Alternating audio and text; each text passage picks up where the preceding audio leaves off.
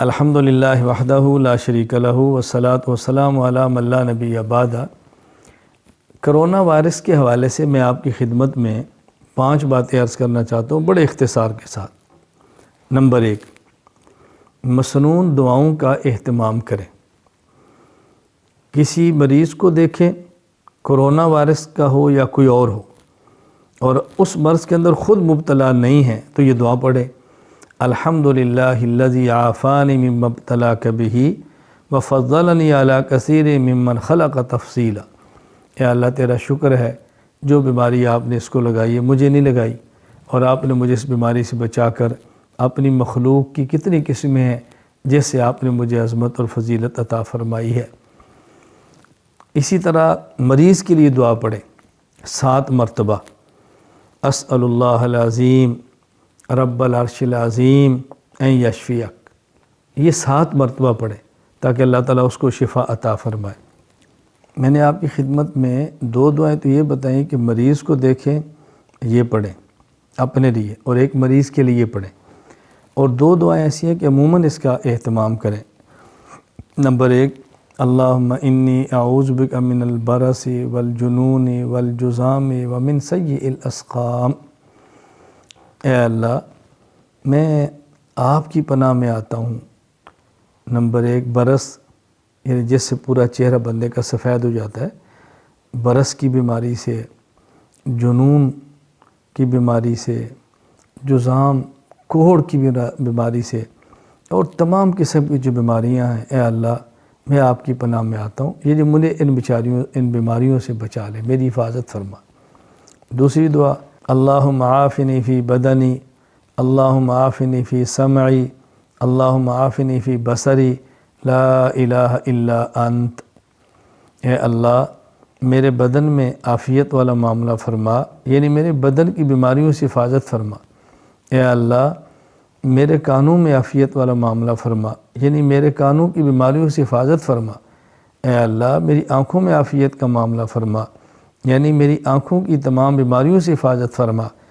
اے اللہ تیرے علاوہ کوئی معبود نہیں، یعنی تیرے علاوہ کوئی عبادت کے لائق بھی نہیں، ہم عبادت بھی آپ کی کرتے ہیں، حفاظت کی دعا بھی آپ سے مانگتے ہیں۔ نمبر 2، احتیاطی تدابیر اختیار کریں۔ جہاں مرض ہے، وبا پھیلی ہے، وہاں نہ جائیں، اور جہاں وبا پھیلی اگر وہاں رہتے ہیں تو وہاں سے نہ دوڑیں، یہ بھی ایک تدبیر ہے۔ اور احتیاطی تدابیر میں جو تدابیر ڈاکٹرز بتائیں اس کا خیال کریں، کوئی حرج نہیں اس کو اختیار کرنے میں، اس سے کوئی فرض نہ چھوٹتا ہو، واجب نہ چھوٹتا ہو، تو ایسی تدبیر اختیار کرنے میں کوئی حرج نہیں، احتیاطی تدابیر اختیار کریں۔ نمبر 3، حکومت وقت اپنے ملک کے اعتبار سے ایسے موقع پر جو انتظامی حکم نامہ جاری کرے اس پر عمل کرے۔ جیسے بھی ہمارے ہاں ملک پاکستان میں حکومت نے فیصلہ کیا ہے بڑے اجتماعات نہ کیے جائیں، اور فلاں وقت سے فلاں وقت تک ادارے بند کر دیے جائیں، فلاں تاریخ سے فلاں تاریخ تک ادارے بند کر دیے جائیں، اور بھی جو حکومت کی طرف سے آئے ہیں اور ان کا تعلق انتظامات کے ساتھ ہے، ہمیں اس کا خیال کرنا چاہیے۔ نمبر 4، اس حوالے سے اس کا بہت خیال کریں کہ افواہیں نہ پھیلائیں، سنی سنی باتیں آگے نقل نہ کریں، بلا وجہ ایسی باتیں نقل نہ کریں جس کا کوئی سر اور پاؤں نہ ہو، افواہیں نہ اڑائیں، سنی سنی باتیں آگے پیش نہ کریں۔ نمبر 5 اور آخری بات کہ خوف کی فضا پیدا نہ کریں، پریشانی کی فضا پیدا نہ کریں، یعنی اس کو یوں ہوا نہ بنائیں کہ ہر بندہ خوف محسوس کرے۔ جب ہم نے دعائیں بھی پڑھی ہیں، احتیاطی تدابیر بھی اختیار کی ہے جو ہمارے اختیار میں ہے، ہمیں اللہ پر توکل اور بھروسہ بھی رکھنا چاہیے، اس لیے خوف کی فضا پیدا نہ کریں، اس سے بچیں، معمول کے مطابق اپنی زندگی جاری رکھیں، اور اللہ تعالیٰ نے جو مقدر میں مصیبت لکھی ہے اس نے آ کے رہنا ہوتا ہے۔ اللہ تعالیٰ سے دعا کریں کہ اللہ تعالیٰ پوری امت کو اس وقت اس مصیبت سے نجات دے، اللہ تعالیٰ ہم سب کی حفاظت فرمائے۔